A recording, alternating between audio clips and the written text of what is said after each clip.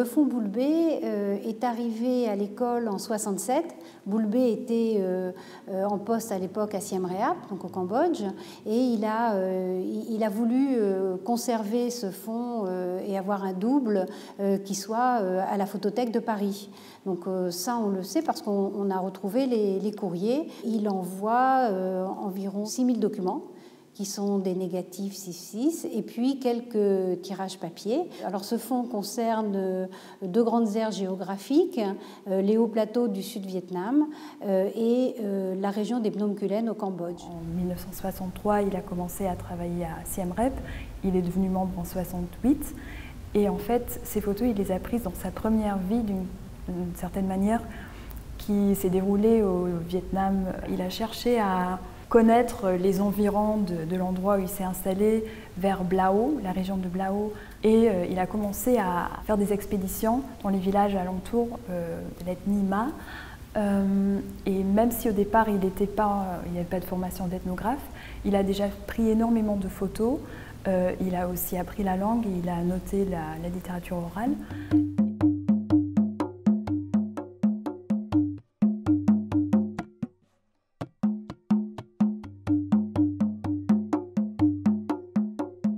C'est des photos très précieuses en ce qu'elles nous montrent un monde jusqu'alors inconnu au regard occidental et qui a été très rapidement chamboulé de fond en comble de par les bombardements de la guerre du Vietnam, les déplacements forcés, les politiques menées par les différents régimes. Donc ce sont les pièces qui sont dont on contrôle la température, l'hygrométrie et la qualité de l'air. Et où sont archivés les documents originaux. Le fonds Boulbé est là.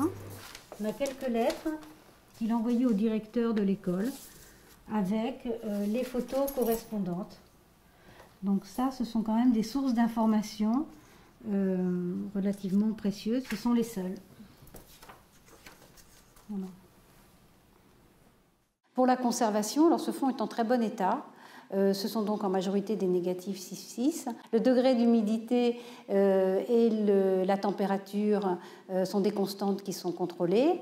La ventilation est en permanente, donc l'air est parfaitement sain.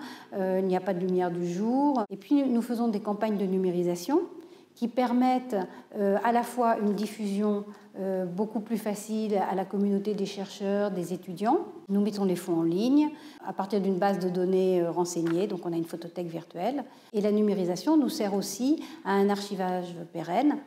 Chaque négatif est scanné en brut de scan, c'est-à-dire qu'il n'est pas modifié, le cadrage rien n'est modifié, le cadrage est celui de l'auteur. Et ces photos-là sont archivées sur des serveurs dédiés à l'école française, mais aussi on fait partie d'un processus de conservation pérenne qui a été engagé par les Archives nationales de France et le TGR au Manoma.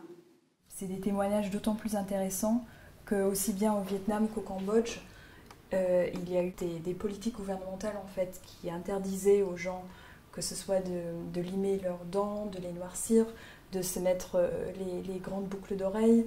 Donc il y avait tout un tas de mesures prises pour interdire et pour dire aux personnes que c'était mauvais de faire ça. Il y a tout un tas de photos qui montrent la culture matérielle, que ce soit tissage, les tissages. Il a vraiment pris des photos qui montrent aussi les différentes étapes après le produit final. C'est donc un gilet qui nous a été donné par la famille de Raymond Esch.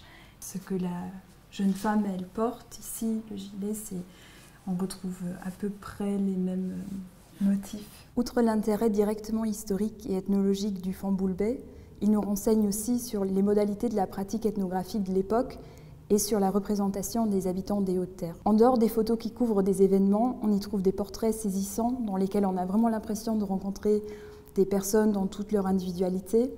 Et ces photos-là laissent transparaître la grande familiarité qu'il y a dû y avoir entre le photographe et les personnes photographiées.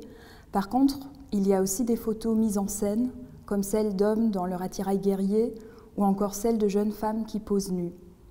Alors qu'il est aujourd'hui impensable de trouver de telles photos érotisées dans le cadre d'un travail ethnologique, cela paraissait acceptable à l'époque et ça a contribué à nourrir une image hypersexualisée de la femme montagnarde qui n'est malheureusement pas encore tout à fait déconstruite.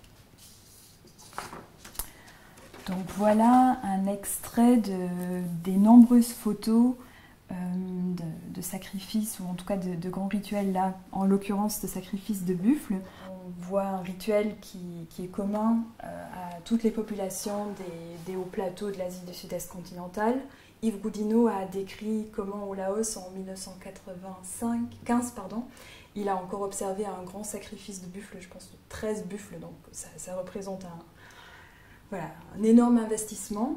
C'était en fait le dernier de ces rituels qui a eu lieu pour ce village-là, qui après a été déplacé, d'où l'intérêt de pouvoir comprendre, voir en détail comment ça se passe à un moment donné, pour aussi mieux se rendre compte des transformations qui sont en cours depuis. Je ne suis pas en train de dire qu'il n'y a plus ce genre de sacrifice, mais ça devient de plus en plus compliqué.